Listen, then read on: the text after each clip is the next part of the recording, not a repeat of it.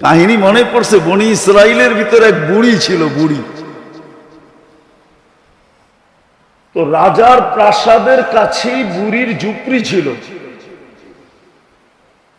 তো মন্ত্রীরা পরামর্শ দিছে, রাজা মহাদয়, আপনার বাড়ির পাশে যদি বুড়ির ঝুপড়ি থাকে এটা কি শোভা পায়? তো বলছে কি করবো, দেওয়ালটা একটু বাড়ায় নিলেই তো বাড়ির সৌন্দর্যটাও বাড়ে, ঝুপড়িটাও থাকে না। তো রাজার বুঝে আসছে। তো বুড়ি যতদিন ছিল ততদিন তো নিতে পারে না। বুড়ি একদিন জানি কই চলে গেছে বেড়াইতে, আইসা দেখতেছে ঝুপড়ি সুপড়ি কিছুই নাই, রাজার বাড়ির দেওয়াল লম্বা হয়ে গেছে। তো বুড়ি বাইরে দাঁড়ায় বলতেছে, আল্লাহ, আমি না ছিলাম না, তুই ছিলি কই? আমি না ছিলাম না, তুমি ছিলে কোথায়? বাস বলতে দেরি, তুফান আসতে দেরি হয় না। বাদশাও গোল, চড্ডি বড্ডিও গোল। যেমন একটু আগে সাইদ ভাই বললেন না যে আমিও জেলখানায় গেছি। হ্যাঁ, আসলে ওই চোখের পানিতেই সব উড়ে গেছে, চোখের পানিতেই সব কি হয়ে গেছে। আরেকটা আছে, ওটা সময় আমার কাছে নাই। এই মাটির একটা বৈশিষ্ট্য আছে, বাংলাদেশের মাটির নিচে একটা আধ্যাত্মিক শক্তি লুকানো আছে। ওটা গভীরভাবে কেউ ইতিহাস না পড়লে জানবে না। এই মাটির নিচে একটা গভীরভাবে এক আধ্যাত্মিক শক্তি লুকানো আছে। এই মাটি নিয়ে যে খেলবে একদিন না একদিন মাটি তাকে কিক মারবেই মারবে। হয়তো কাউকে বোল্ড আউট করবে, নাইলে কাউকে রান আউট করবে, আর না হইলে কাউকে ছক্কা মাইরা একবারে বাউন্ডারির বাইরে করবে। এটা হলো এই মাটির আধ্যাত্মিক শক্তি। আপনারা জানেন না, আসতেছেন তো জানেন না, এই মাটির একটা আধ্যাত্মিক শক্তি আছে। আমরা ইতিহাসে কাঁচা তো এই জন্য জানি না, এই মাটির একটা আধ্যাত্মিক শক্তি আছে। বলার সময় হবে না, এত লম্বা বলা যাবে না। আবার কখনো আসলে কোনো মজলিসে হইলে বলে দিব না, কিন্তু এটা মাইনা নেন এই মাটির আধ্যাত্মিক শক্তি। কেননা হিজরতের সনের কাছাকাছি হলো বাংলা সন, 10-11 বৎসরের ডিফারেন্স। এই 1400 বৎসরের বাংলা ইতিহাস যে পড়বে সে জানবে যে এই মাটির নিচে একটা আধ্যাত্মিক শক্তি আছে। এই জন্য মির্জাফরও মির্জাফরি করে বেশি দিন থাকতে পারে না। মির্জাফরও মির্জাফরি করে বেশি দিন পারছে নাকি? এটা হলো এই মাটির ভিতরের আধ্যাত্মিক শক্তি। শুধু এতটুকু আপনাদেরকে বলি, আমি ইসলামের প্রথম যে কোরবানি,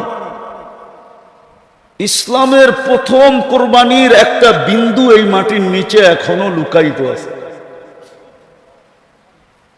আল্লাহর রসুল হিজরত করেন নাই, 4 সাহাবী বাংলাদেশে চলে আসছিলেন। আবু ওয়াক্কাস, ওহাব ইবনে মালিক, কাসিম ইবনে হুযাইফা, উরওয়া ইবনে সাসা, 2 জন এখান থেকে চীনে গেছেন। আবু ওয়াক্কাস, ওহাব ইবনে মালিক রাদিয়াল্লাহু তাআলা আনহুমা, 2 জনের কবর চীনে আছে। আর ইতিহাস বলে 2 জনের কবর এই মাটির নিচে আছে। এটা হলো ওই আধ্যাত্মিক শক্তি যেটা ইসলামের প্রথম কোরবানির বিন্দু এই বাংলার মাটির নিচে দাফন হয়েছে। এই জন্য এই মাটি নিয়ে কাউকে বেশি দিন মাটি খেলতে দেয় না। বেশি দিন খেলতে চাইলেই মাটি তাকে কিক মারে, মাটি তাকে। কেউ হয়তো বোঝে, কেউ হয়তো আমার কথা বুঝবে না, বেশিরভাগই বুঝবে না, হয়তো কেউ বুঝলে বুঝতে পারে। এই জন্যই দেখা যায় অল্প কয়েকদিন পরেই মাটি তাকে কিক মারা শুরু করে, কেননা এই মাটির নিচে একটা আধ্যাত্মিক শক্তি লুকানো আছে। তো যেটা বুঝাইতেছিলাম, মজলিস বেশি লাগে না। আজকে তো সারাদিন আমাদের চিন্তা দেহ নিয়া, আত্মা নিয়ে কোনো চিন্তা নেই। সমস্ত গবেষণাগার দেহ নিয়ে আত্মা নিয়ে কোনো গবেষণাগার নাই। সব ক্লিনিক দেহের, আত্মার কোনো ক্লিনিক নাই। সব ফার্মেসি দেহের, আত্মার কোনো ফার্মেসি নাই। সব মেডিকেল দেহের, আত্মার কোনো মেডিকেল নাই। অথচ মানুষের আত্মার রোগেই শুধু সে শরীরের রোগ হইলে সে একা আক্রান্ত হয়, কিন্তু আত্মার রোগী হইলে জাতিকে জাতি, পুরো গোষ্ঠী, পুরো মানব জাতি আক্রান্ত হয়। আজকে জুলুম মানুষের হিংসার কারণ, মানুষের কারণেই দুনিয়াতে আজকে জুলুম আর জুলুম, মানুষের আত্মার রোগের কারণে। আর হাদিসও আছে, একজনের আত্মার রোগের কারণে একটা জাতি মারা যাবে। শুধু একজনের আত্মার রোগ, কয়জনের? এক ফ্যামিলির আত্মার রোগ, পুরো জাতি ধূলিসাৎ হয়ে যাবে। আর আমরা চোখে এখন এটাই দেখতেছি, আমাদের আত্মার রোগ। ইসলাম এই জন্যই দরকার, আত্মার রোগকে নির্ণয় করা দরকার। আমরা আত্মা নিয়ে ভাবি না। আরে রোগ বইলা কি লাভ হবে যদি আপনার ভিতরে ভাবনাই না আসে? শুধু শুধু তো হাদিস বলে নাই, আত্মা নিয়ে ভাবতে গেলে লা তাফাক্কুরু সা খায়রুম মিন ইবাদাতি 60 ও 70 সানা। এই হাদিস আত্মার ভাবনার ব্যাপারেও, যে আত্মা নিয়ে ভাববে তাকে 60-70 বৎসরের ইবাদতের সওয়াব প্রত্যেক মুহূর্তে দেওয়া হবে। চাই নারী হোক, চাই পুরুষ হোক, চাই যুবক হোক, চাই বৃদ্ধ হোক, বাচ্চার থেকে তো কলম উঠানো। আজকে তো আমাদের ভিতরে আত্মা নিয়ে কোনো ভাবনাই নেই, চিন্তাই নেই। আমরা বিশ্বাস করতেই রাজি না যে আত্মার আবার রোগ হয় কোত্থেকে। না, রোগ তো আত্মারই হয়। বরং দেহের রোগ তো মানুষকে শুধু দুনিয়াতে না, দেহের বহুত রোগ আছে, যেই রোগ দ্বারা মানুষকে আল্লাহ উচ্চ থেকে উচ্চ মর্যাদায় আসীন করেন, উচ্চ থেকে উচ্চ মর্যাদা দান করেন। আপনি উঠান, ডায়রিয়া হয়ে মারা গেলে শাহাদাতের মওত। কি মওত? কি শাহাদাতের মওত? কি ছোট মওত? ডাকায় বাসা বোঝেন? শাহাদাতের মওত মানে সে আজরাইলকে ঠেক দিছে, মরে নাই সে। কুরআন বলে সে মরে নাই। বলবেন আজিমপুরে তো দাফন করলাম, আপনি পোশাকটা দাফন করছেন, পোশাক, তাকে না। এটা দুনিয়ার পোশাক, এটা বর্তমান দেহটা কি? কেন জান্নাতের পোশাক এটা না। জান্নাতের পোশাক তো 120 ফিট লম্বা। কত কত? জাহান্নামীদের পোশাক এটা না। এক জাহান্নামীকে বসতে জায়গা লাগবে 470 কিলোমিটার। একটা দাঁত হবে 10 কিলোমিটার চওড়া। একটা রান হবে, ওই পাহাড় আমি 4 বার দেখছি, জাবালে বাইগা, ইয়ামানে আছে, ইয়ামানের শেষ মাথায়, সৌদির সাথে লাগোয়া। আল্লাহর রসুল বলছে জাবালে বাইগার সমান এক একটা জাহান্নামীর রান হবে। তো যে শাহাদাতের মওত মরছে, ও তো কাপড়টা আপনাকে দিয়া গেছে, পোশাকটা, ও জান্নাতেরটা পয়ড়া চলে গেছে, ও তো মরেই নাই। আল্লাহই তো বলে মরে নাই, আমি কোত্থেকে বলবো? ও তো আজরাইলকে ফাঁকি দিছে। তো অনেক রোগ আছে যেটার দ্বারা, যেই রোগে আক্রান্ত হলে আখেরাতে দারাজাত বুলন্দ হয়। শোনামো একটু। অসুস্থ ব্যক্তি যখন আহ আহ বলে, তো হাদিসে কুদসিতে আছে আনিনুল মারিদি তাসবিহুন। অসুস্থ ব্যক্তি যখন আহ আহ বলে, তো সুবহানাল্লাহ পড়ার সওয়াব লেখা হতে থাকে। সিয়াহাতুহু তাহলিলুন, যখন অসহ্য হয়ে চিৎকার দেয়, তো লা ইলাহা ইল্লাল্লাহ পড়ার সওয়াব লেখা হতে থাকে। কোনটার ওয়েট কতটুকু বলার সময় নাই আমার কাছে। সুবহানাল্লাহর ওজন কতটুকু, আল্লাহ ইলাহার ওজন কতটুকু। তাকাল্লুবুহু আন যামবিন ইলা যামবিন, যখন বিছনায় পড়ে এপাশ ওপাশ করতে থাকে অসুস্থতার কারণে, কাআন্নাহু ইয়াকতুলুল আদু, সেজন্য যুদ্ধের ময়দানে শত্রুর বিরুদ্ধে মোকাবেলা করতেছে, ওই সওয়াব তার আমলনামায় লেখা হয়। সংক্ষেপ করতেছি, কুল্লু আমালিন কানা ইয়ামালু ফিস সিহা ইউক্তাবু কুল্লু আমালিন কানা ইয়াহমালু ফিস সিহা। সুস্থ অবস্থায় যত আমল করত সমস্ত আমল তার আমলনামায় ফেরেশতা লিখতে থাকে। যদি সুস্থ হয়ে যায়, আল্লাহ সুস্থতা দেন, তো কায়াউমিন ওয়ালাদাতহু উম্মু, মা যেরকম জন্ম দিল নিষ্পাপ, এরকম নিষ্পাপ সুস্থ হয়ে দাঁড়ায় যায়। আর যদি দুনিয়ার থেকে চলেই গেল, তা আল্লাহ বলে তোকে নিষ্পাপ বানায়া আমি দুনিয়ার থেকে উঠায় নি। শারীরিক রোগ তো মানুষকে এতটুকু উপকার করে, কিন্তু আত্মার রোগ না। আত্মার রোগ মানুষকে ডুবায় দেয়, দুনিয়া তো ডুবায় দেয়, আখেরাত তো ডুবায় দেয়। দুনিয়ায়ও তার দ্বারা হাজারো মানুষ অতিষ্ঠ হয়, লক্ষ কোটি মানুষ অতিষ্ঠ হয়। আমার সমাজে যা কিছু দেখতেছেন, চুরি ডাকাতি, রাহজানি ছিনতাই, মাদক সাধক, দুর্নীতি সুরনীতি, জুলুম জবর, যা কিছু দেখতেছেন আমার সমাজে, সব আত্মার রোগের কারণে, শরীরের রোগের কারণে, সব আত্মার রোগ। হ্যাঁ, এই জন্যই তো আল্লাহর রাসূল বলছেন, একদিন আসবে হাওয়া ফিহি কাইদুল ইলমি, আমার উম্মত বিদ্বান হবে কিন্তু বিদ্যার আলোকে চলবে না, ও বিদ্যাকে স্বার্থ সিদ্ধির জন্য ব্যবহার করবে। তখন কি হবে? আল্লাহর রাসূল বলেছে কুবিলাতির রাশা, তখন ঘুষ রীতিতে নীতিতে রূপান্তরিত হবে। যদিও গ্রাজুয়েটে পাশ হবে না, অ্যাসেম্বলিতে পাশ হবে না ঘুষ, কিন্তু পাশ হইলে যতটুকু না হইতো এর চেয়ে বেশি ঘুষের ব্যাপকতা হবে। ঘুষ নাই কোন সেক্টরে, নাই কোথায়? ঘুষ ছাড়া কিছু আছে? হ্যাঁ, আত্মার রোগ। বলছে তারপরে কি হবে? বলছে উমিতাতিস সালাহ, তারপরে তোমরা বেয়াদব হয়ে যাবে। আমি তো বলি বেয়াদব, এই হাদিসের তর্জমা করতেছি আমি বেয়াদব। আল্লাহ ডাকলো তারপরও আসলো না, ওর চেয়ে বড় বেয়াদবকে? মালিক ডাকলো আসলো না, তাহলে কি ও আদবওয়ালা নাকি? কি ও তো হলো বিশ্ব বেয়াদব। সৃষ্টির ভিতরে সবচেয়ে বড় বেয়াদব উমিতাতিস সালাহ, যখন নামাজ ছেড়া দেয়। আত্মার রোগেই সবকিছু হয়, শরীরের রোগ মানুষকে বেশি ক্ষতি করে না, এটা বেশি দূর পর্যন্ত গড়ায় না।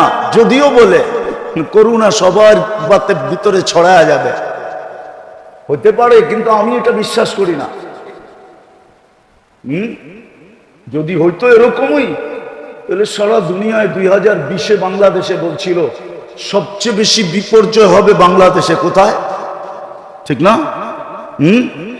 আর সবচেয়ে বেশি কম বিপর্যয় হয়েছে বাংলাদেশে, ঠিক না? ঠিক না? হ্যাঁ, দুনিয়ার সার্ভে যে সবচেয়ে বেশি মাস্ক বিক্রি হয়েছে কম বাংলাদেশে। কেন? একটা দিয়ে তো 3 বছর চালাইছে, যদিও ওয়ান টাইম। একটা দিয়ে কয় বছর? কি কয় বছর? হ্যাঁ, মাঝে মাঝে মাস্কও ওর কাছে পানা চাইতো। আর কত? আমি তো ওয়ান টাইমের, তুই তো 3 বছর কাটায় দিলি, এইবার ফালা। ও বলে আবার যদি ঘুরে আসে তাহলে আবার ব্যবহার করবো তোকে। এরকম বাঙালি, ঠিক না? 1 নম্বরে WHO তে বাংলাদেশের নাম। যান আপনি নেটে যে সার্চ দেন, করোনা প্রতিরোধ করার ভিতরে কোন দেশ 1 নম্বরে, প্রথম নামটা পাবেন বাংলাদেশ। আল্লাহ এই দেশে বিপর্যয় দেয় না, এটারও একটা কারণ আছে। আপনারা মানবেন কি মানবেন না জানি না, আমি দুনিয়া খুইয়া কারণ বাহির করছি। আল্লাহ আমাকে দুনিয়া অনেক দেখাইছে, এত দুনিয়া দেখাইছে যে আমি আল্লাহর শুকরিয়া আদায় করে শেষ করতে পারবো না। আল্লাহ আমাকে এত দুনিয়া দেখাইছে, এত মাকামাত দেখাইছে, কোরআনে যত মাকামাত আছে আল্লাহ আমাকে দেখাইছে। যত নবীদের চিহ্নিত কবর আছে আল্লাহ আমাকে দেখাইছে। ১৬ লক্ষ সাহাবাদের ভিতর থেকে ২-১,০০০ বা ৪,০০০ বাদ হইতে পারে, বাকি সব আমাকে দেখাইছে। বড় বড় আল্লাহ ওয়ালাদের মাকাম দেখছি, আমি জায়গা দেখছি, আল্লাহ আমাকে দেখাইছে। দিদা আমি ঘুরা বলতেছি, বাংলাদেশ বিপর্যয় হয় না, কারণ আছে। কেননা বাংলাদেশের মতো ৪০,০০০ হেফজোখানা দুনিয়ার এত ছোট দেশে কোথাও নাই। আর হেফজোখানার নিয়ম হলো ওরা সকাল সুবে সাদেক হওয়ার ১ ঘন্টা আগে ওঠে, আর ওরা উঠাই সর্বপ্রথম লাশ সবুজের পরিধিটাকে আধ্যাত্মিক চাদর দিয়া ঢাইকা দেয়, আধ্যাত্মিক সুরক্ষার চাদর দিয়া এই লাল সবুজের পরিধিটাকে প্যাক করে দেয়। তারপরে ওরা আল্লাহর কালাম পড়তে বসে, যার কারণে এই দেশে কোনো বিপর্যয় হয় নাই। আর আমার বিশ্বাস যতদিন পর্যন্ত এই হেফজোখানাগুলা দাঁড়ায় থাকবে, টিকা থাকবে, চলমান থাকবে, এই জমিনে কোনোদিন বিপর্যয় হবে না। এই জমিনের মতো মসজিদ কোনো জমিনে নাই, এত ঘন ঘন, এত কদমে কদমে। এই জমিনের মতো এরকম দাড়ি টুপি দুনিয়ার কোথাও নাই। এই জমিনের মতো আলেম ওলামার দুনিয়ার কোথাও নাই। এই জমিনের মতো পর্দা নিশিন দুনিয়ার কোথাও, এই জমিনের মতো পাগল, আপনি গরিব বলতেছি আবার রাগ হয়ে যান না, 11:15 বাজতে চলছে, এরকম পাগল হয়ে বয়ে রয়েছে এরকম মানুষ দুনিয়ার কোনো দেশে নাই। এই জন্যই পাগল বললাম, রাগ হয়ে গেলেন? আল্লাহ আল্লাহর রসুলের পাগল এরকম দুনিয়ার কোনো দেশে নাই। আমি ঘুরা বলতেছি, ঘুরা 7 মহাদেশ আমার দেখা শেষ, আলহামদুলিল্লাহ। বৎসরে 2-4 বার আসে, এরকম অহংকার করে বলতেছি না যে আমি 2 বেলার খানা 2 মহাদেশে খাই, আবার কখনো 3 বেলাই 3 মহাদেশে খাই। সকালে নাস্তা 1 মহাদেশে, তো দুপুরে আরেক মহাদেশে, রাত্রে যায় দেখা যায় আরেক মহাদেশে। এই জন্য আমি আমার দেশ নিয়ে খুব গৌরব করি। এই জন্য আমি আমার দেশ খুব বলি, আমার দেশের মতো দেশ নাই দুনিয়াতে। মক্কা মদিনা ভিন্ন জিনিস, ওটা নিয়ে তুলনা চলে না। বাইতুল মুকাদ্দাস নিয়ে তুলনা চলে না, ওটাকে সাবজেক্টের ভিতরেই আনা যায় না। এছাড়া সারা দুনিয়ার চেয়ে আমার দেশের কোনো বিকল্প নাই। এই জন্য এই দেশটা বিপর্যয়ের থেকে বেঁচে আছে। যা কথা গুছায় নিয়ে আসেন, দেহ নিয়ে আর কত ভাববেন, আত্মা নিয়ে ভাবি, আত্মার রোগ নিয়ে ভাবি। আমি দুটাই বলবো, যে দুটার কারণেই আত্মার ভিতরে সবচেয়ে বেশি সমস্ত রোগের উৎস হলো আত্মার 2 রূপ থেকে। কয় রোগ থেকে? 2 রোগ থেকে সমস্ত রোগের উৎস। যেমন ডায়াবেটিস হইলে ডাক্তার বলে আর কোনো রোগের আপনার দরকার হবে না, যদি কন্ট্রোল না থাকলো তাহলে সব রোগ আপনার ভিতরে হবে, কারণ এটা উম্মুল আমরাজ, সমস্ত রোগের মা। মাদার কি ইংলিশে জানি কি বলে, সমস্ত রোগের মা ইংলিশ কি? সমস্ত রোগের মা। ঠিক আধ্যাত্মিক সমস্ত রোগের মা হলো 2টা। কয়টা? এই জন্য আল্লাহ রসুল বড় চিৎকার দিয়া বলছেন, আখাফু মা খাফু আলাইকুম, আমি ভয় পাইতেছি, কান খুলা শোনো, আমি ভয় পাইতেছি তোমাদেরকে নিয়ে। 2 বার বলছে আখাফু, আমি তোমাদেরকে নিয়ে ভয় পাইতেছি। বলছে কি ইয়া রাসূলুল্লাহ? বলছে তাউলুল আমাল, লম্বা লম্বা আশা। প্রথম নাম্বার কি? লম্বা লম্বা। কার মনে নাই? বলছে ইয়া রাসূলুল্লাহ, লম্বা আশা হইলে কি হবে? তো বলছে তাউলুল আমাল ইউনসাল আখিরা, লম্বা আশা মানুষকে আখেরাত ভুলায় দেয়, আর যে আখেরাত ভুলা গেল সে যা খুশি তা করতে পারবে, তার দ্বারা সবকিছু হওয়া সম্ভব। চুরি হওয়া সম্ভব, ডাকাতি হওয়া সম্ভব, ছিনতাই হওয়া সম্ভব, ইয়াবাহা বেচা সম্ভব, ইয়াবাহা নেওয়া সম্ভব, জুলুম করা সম্ভব, ছিনানো সম্ভব, এভরিথিং সম্ভব যে আখেরাত ভুলে গেল। বলছে লম্বা আশা মানুষকে আখেরাত ভুলায় দেয়, আর আখেরাত যার চোখের সামনে নাই সে সবকিছু করতে পারে। ঘুষ, সুদ, জুলুম, সুলুম, যত কিছু হইতে পারে, অপকর্ম যাকে বলে, সমস্ত অপকর্ম তার দ্বারা হওয়া সম্ভব যে আখেরাত ভুলা গেল।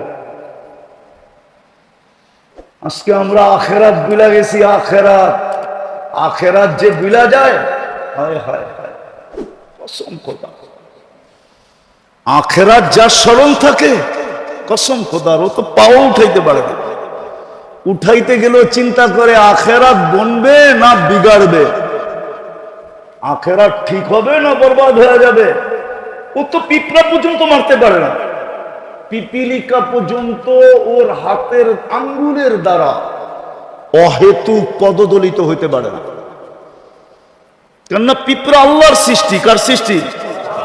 কার সৃষ্টি? কে সৃষ্টি করছে? মানুষ মারবে? এখন তো পিঁপড়া মারা কঠিন। কাউকে ৫,০০০ টাকা দিয়া বলেন কুকুরটারে মার, ও হাসি দিয়া বলবে কুকুরটা কি করছে, ওরে মারমু। বলেন না একটা মানুষ মারতে, মেরা ফেলবো। তো কুকুর মারতে রাজি হবে না, ও মানুষ মারতে রাজি। নাইলে মুসলিম সমাজে মাদক, মুসলিম সমাজে মাদক, মুসলিম যুবক মাদকে আসক্ত, মুসলমান মাদক বেচে। ওলামা আমাকে বলো, এখানে যে ওলামা আছে এটা কি তাসাব্বুর করা যায়? কি তাসাব্বুরাতের ভিতরে পড়ে যে মুসলমান মাদক বেচবে? আরে মুসলমান বাদ দিলাম, উম্মতে মুহাম্মদী মাদক বেচবে। উম্মতে মুহাম্মদী আপনার গ্রেড কত আপনি তো জানেনই না। যেমন আল্লাহর উপরে কিচ্ছু নাই, আল্লাহই একক, ঠিক মুহাম্মদুর রাসূলুল্লাহর উপরে কেউ নাই। আছে নাকি? এরকম উম্মতে মুহাম্মদীর উপরে কেউ নাই, আছে নাকি? আল্লাহ যেরকম আহাদ উলুহিয়াতের ভিতরে, রিসালাতের ভিতরে মুহাম্মদুর রাসূলুল্লাহ আহাদ। উম্মতিয়াতের ভিতরে উম্মতে মুহাম্মদী ও আহাদ। কি? কুল হুয়াল্লাহ, উলুহিয়াতের ভিতরে আল্লাহ কি? আহাদ। রিসালাতের ভিতরে মুহাম্মদুর রাসূলুল্লাহ আহাদ। উম্মতিয়াতের ভিতরে উম্মতে মুহাম্মদী আহাদ। না মানেন না? না রাত্রে ফেসবুকে বিরুদ্ধে লেখা শুরু করবেন? আহাদ, ওই উম্মত মাদক বেচে। কি মাদক কি বাংলাদেশে মুসলমান বেচে না? ওই উম্মত মাদক বেচে। ওই উম্মত বাড়ি জমিন ছিনায়। হায় হায় হায়। সর্বপ্রথম রোগ হইল তাউলুল আমাল, যেটার ফলাফল দাঁড়ায় আখিরাত ভুলা যায়। দ্বিতীয় রোগ হইল ইত্তেবাউল হাওয়া, মন চাহি জীবন। আমি শেষ জায়গায় চলে আসছি। মন চাহি জীবন, রব চাহি না, মন চাহি জীবন। কোরআন হাদিসের আলোকে জীবন না, মন চাহি জীবন। ইত্তেবাউল হাওয়া বলছে মন চাহি জীবন কি হবে?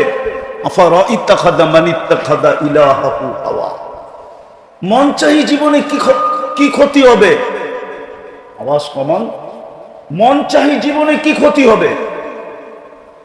আল্লাহর রাসূল বলছে মন চাহি জীবন, হকের মাঝে তোমার মাঝে পর্দা পড়া যাবে, তুমি হক চিনবে না। বিদ্যা থাকবে কিন্তু তোমার ভিতর থেকে ওই পার্স বিনষ্ট হয়ে যাবে যেই পার্স থাকলে হক চিনে, মানুক আর না মানুক চিনে, মানুক আর না মানুক, মানুক আর না মানুক চিনে। আমার মনে আছে কোনো এক সময়, ভাই ছোলো করো ছোলো, আমার মনে আছে আমি একবার বয়ান করতেছিলাম জজদের ভিতরে।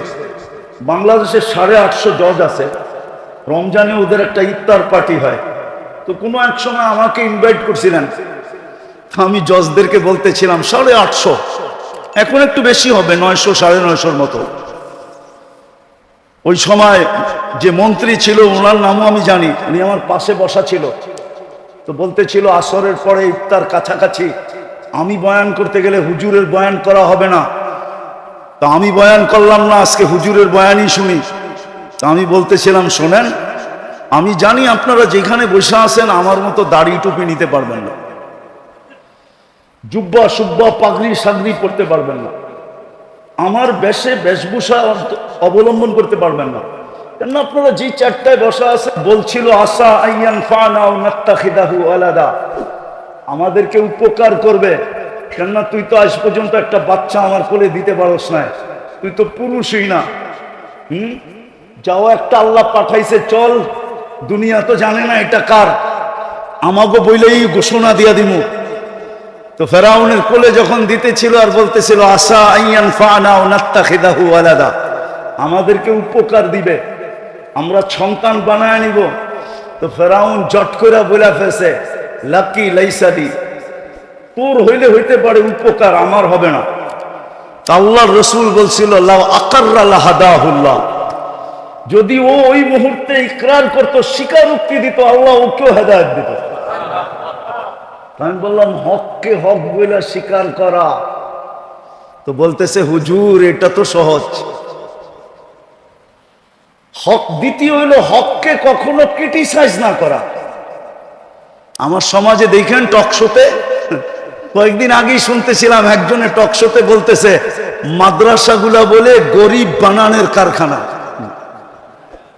কি এত আস্তে নাউজুবিল্লাহ বললেন? আপনারও দেখা যায় ওর দলে, ঠিক না? মাদ্রাসাগুলো হলো গরিব বানানের কি কি কি আবার ও বলে সুশীল কি। তবে আমি আবার ওটার একটু সুশীল বলে না, আমি ওটারে আবার একটু মডিফাই করছি। কেন আমরা ছোটবেলায় শুনছিলাম শীল কি, আমাদের দেশে একটা জাতি ছিল শীল কি, চিনেন শীল কি কি? যে চিনেন চিনেন, যে চিনেন না ওরে আর চিনার দরকার নাই।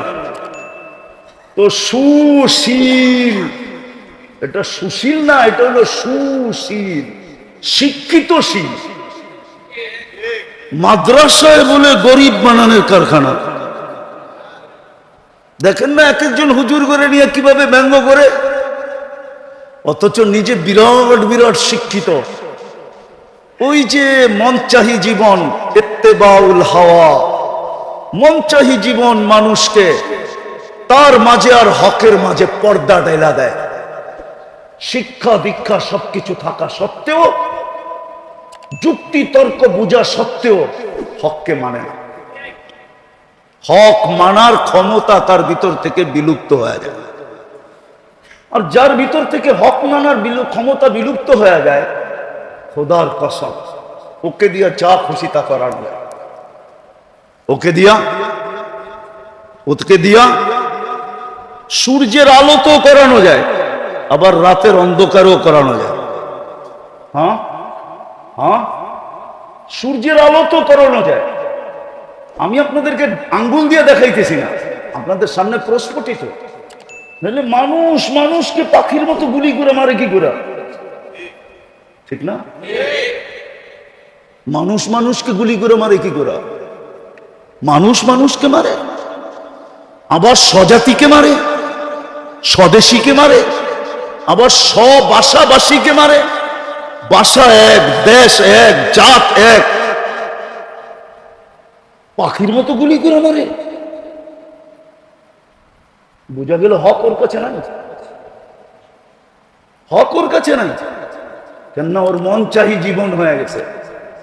এই দুটা রোগের থেকে আমাদেরকে বাঁচা উচিত।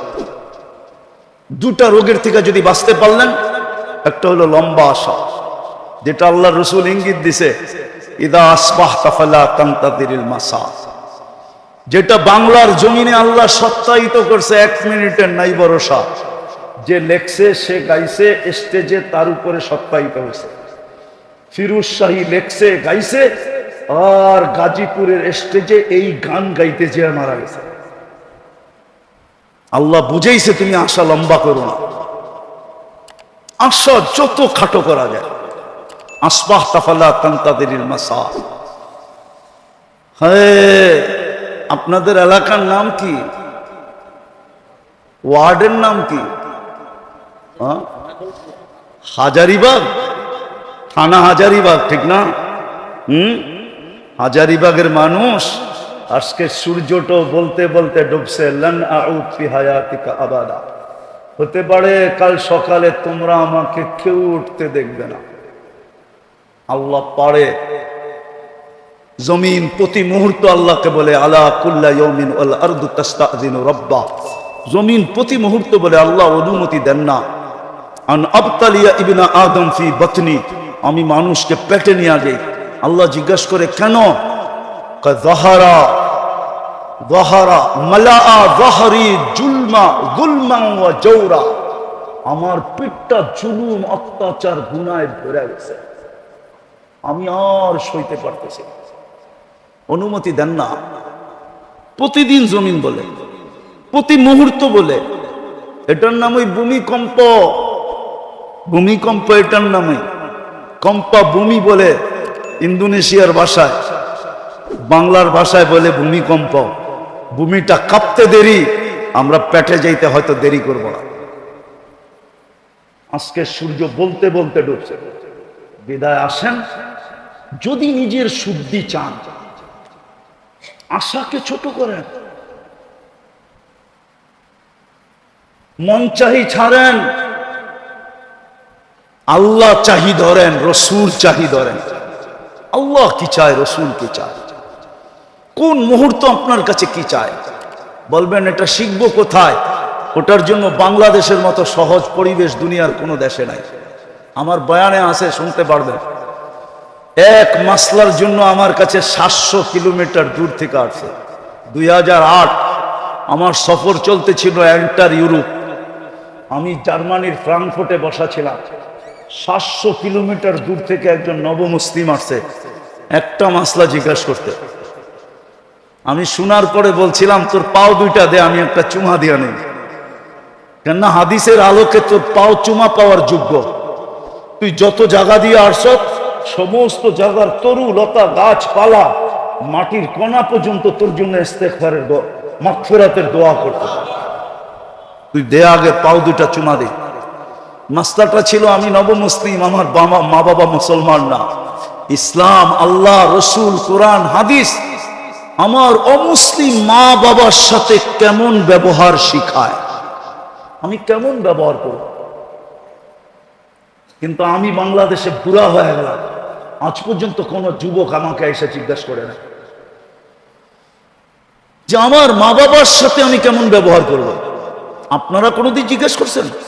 একজন হাত উঠে বলেন যে আমি কোন হুজুরকে যে জিজ্ঞেস করছি আমার মা বাবার সাথে আমি কেমন ব্যবহার করব? বলেন। 700 কিলোমিটার দূর থেকে আসছে নবমুসলিম। ওই কাহিনী আমার দিলে গাইথা গেছে, এই জন্য আমি মাঝে মাঝে শুনাই। আমাদের দেশে এটা জানা অনেক সহজ। আল্লাহ কদমে কদমে হক্কানি আলেম দিয়া দিছেন। আলেম কামরাঙ্গীর চর দেখলে আমার হাসি লাগে কেন জানেন? বর্ষাকালে আমরা সেই কিল্লার মোড়ের থেকে নৌকায় বসতাম, আর নুরিয়া মাদ্রাসার পুরান বাথরুমের পিছে যায় নামতাম। মাঝে মাঝে সাইজ সাহেব চলে গেছে মানে হয়, ওনাদের বাড়ির পিছন দিয়া, কুমিল্লা পাড়ার পিছন দিয়ে আমরা যেতে থাকতাম নৌকা দিয়ে। এক নুরিয়া মাদ্রাসা ছিল, আজকে কামরাঙ্গীর চরে 500-র উপরে মাদ্রাসা, কয়েক ডর্জন হলো দাওরায়ে হাদিস মাদ্রাসা, পুরুষ মহিলা মিলা। বাংলাদেশের মতো সুযোগ আল্লাহ দুনিয়ার কোথাও দেন না। শিখার জন্য যদি শিখতে চায়, মন চাহি বাদ দিয়া যদি রব চাহি চায়, মন চাহি বাদ দিয়া যদি মুহাম্মদুর রাসূলুল্লাহর তরিকা শিখতে চায়, তাইলে কদমে কদমে ওলামা, কদমে কদমে মাদ্রাসা, কদমে কদমে আল্লাহওয়ালা। এত আল্লাহওয়ালা এই দুনিয়ার কোন দেশে নেই।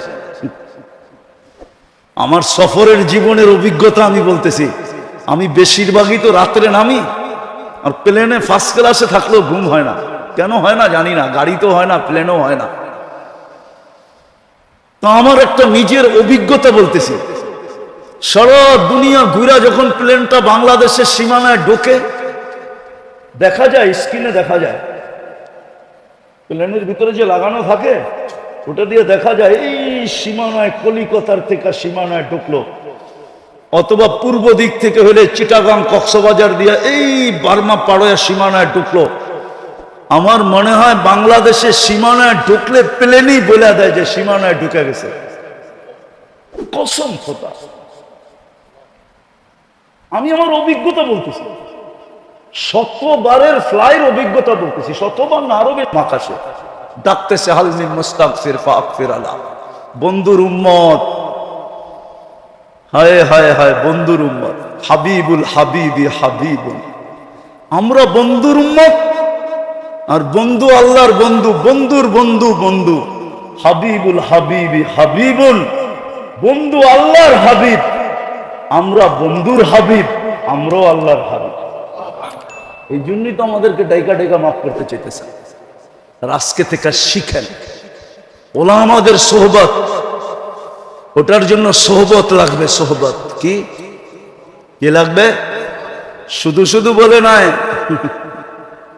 শফি রহমতুল্লাহ আলাই, শেষ করে দিতেছি, শফি রহমতুল্লাহ আলাই একদিন থানভী রহমতুল্লাহ আলাইকে বলতেছিলেন, কেননা আগে হাফিজ জুজুরও দেখতাম মসনবী শরীফের খুব শেয়ার পড়তেন, হাকিম আখতার সাহেব রহমতুল্লাহ আলাইও দেখতাম মসনবী শরীফের খুব শেয়ার পড়তেন, তো থানভী রহমতুল্লাহ আলাইও খুব পড়তেন। তো শফি সাহেব রহমতুল্লাহ আলাই বলতেছে, সোয়ারারা, শায়েররা, মসনবী তো শের না, শায়েররা অতিরঞ্জিত বেশি করে। তো বলছে, থানভী রহমতুল্লাহ আলাই জিজ্ঞাসা করছে, কি অতিরঞ্জিত?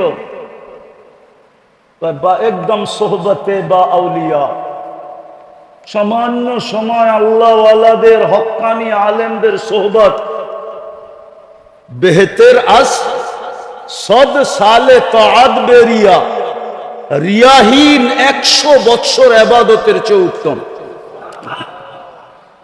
বলছে এটা কি অতিরঞ্জিত না? থানভী রহমতুল্লাহ আলাইহি বলে 100 না লেখছে, 1 লাখ লেখলেও তো অতিরঞ্জিত হবে না। কেননা হইতে পারে যেই মুহূর্ত আল্লাহওয়ালাদের হক্কানি আলেমদের সোহবতে ছিল, ওই সময়টা কবুলিয়াতের ছিল, আর ওই সময় সে আল্লাহর কাছে কবুল হয়ে গেছে, তাইলে তো সারা জীবনের জান্নাত ওই মুহূর্তে বনে গেছে। তো লক্ষ কোটি বছর বললেই অসুবিধা কি? তো শফি সাহেব রহমতুল্লাহ আলাইহি বলতেছিলেন, মুফতি আজম শফি রহমতুল্লাহ আলাইহি, এবার হাটহাজারী শফি সাহেব হুজুর মনে করেন না, ওনার নাম আহমদ শফি, আর উনি হলেন মুফতি শফি। হ্যাঁ, তো উনি বললেন যে এখন আমার বুঝে আসছে, আপনার সোহবতে না আসলে আমার এটাও বুঝে আসতো না। ঠিক আল্লাহওয়ালাদের সোহবত লাগবে। জাতিকে তো এটাই বুঝাইতে পারলাম না যে ওলামাদের সোহবত কত জরুরি, আল্লাহওয়ালাদের সোহবত কত জরুরি, এটাই তো আমরা বুঝাইতে পারলাম না। দোষটা আমাদের গাড়ি নিতেছি, আমারই দোষ, আমি আপনাদেরকে বুঝাইতে পারি না যে ওলামাদের সোহবত কত জরুরি, আল্লাহওয়ালাদের সোহবত কত জরুরি। আল্লাহ আমাদেরকে আমল করার তৌফিক দান করেন। ওমা আলাইনা ইল্লাল বালাগ, লাকাল হামদ কামা ইয়ানবাগি লিজালালি ওয়াজহিক ওয়া আযীমি সুলতানিক। সাল্লি ওয়া সাল্লিম ওয়া বারিক আলা হাবিবিকা মুহাম্মদ সালাতান ওয়া সালামান খালিদান মা খুলুদিক দাইমান মা দাওয়ামিক লা মুনতাহা লাহু দুনা ইলমিক ওয়ালা মুনতাহা লাহু দুনা মাশিয়াতিক ওয়ালা জাযাআ লিকাইলিহি দুনা রিদা। আয় আল্লাহ, বেশি কিছু চাবো না। আয় আল্লাহ, এই আয়োজনটাকে কবুল করেন, এই আয়োজকদেরকে কবুল করেন। আয় আল্লাহ, যেই নামে এই খানকাটাকে কবুল করেন। আয় আল্লাহ, এটাকে শুধু ক্লিনিক হিসাবে না, এটাকে ইউনিভার্সিটি কলেজ হিসাবে কবুল করেন, ইউনিভার্সিটি হিসাবে কবুল করেন। আয় আল্লাহ, যেরকম মেডিকেল ইউনিভার্সিটি আছে, এটাকে এরকম আধ্যাত্মিক ইউনিভার্সিটি হিসাবে কবুল করেন।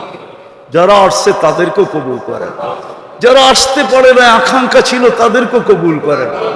আজকে তো পুরা এলাকাবাসীকে কবুল করেন, পুরা থানাটাকে কবুল করেন, আজকে তো পুরো উম্মতকে কবুল করেন, আজকে তো ইনসানের সাথে সাথে জিন্নাতকেও কবুল করেন। আল্লাহ, কবুলিয়াত চাই, আর কিচ্ছু চাই না। আমরা জানি কবুলিয়াত হলে সব হয়ে যাবে, আর কিচ্ছুর প্রয়োজন হবে না।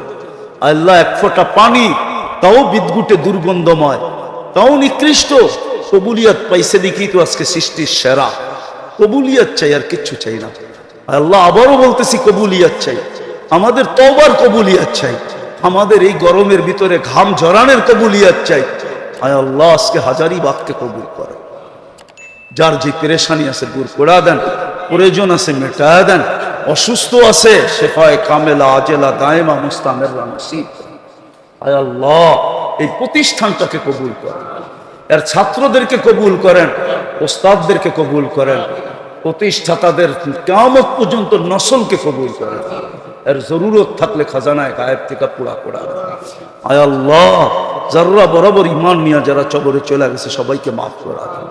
বিশেষ করে আমাদের আসাতেজায়ে কেরাম যারা কবরে চলে গেছে, আমাদের মাশায়েখে এযাম যারা কবরে চলে গেছে, আল্লাহ হাফিজ হুজুর রহমতুল্লাহ আলাইহির কবরকে নূর দিয়া ভরা।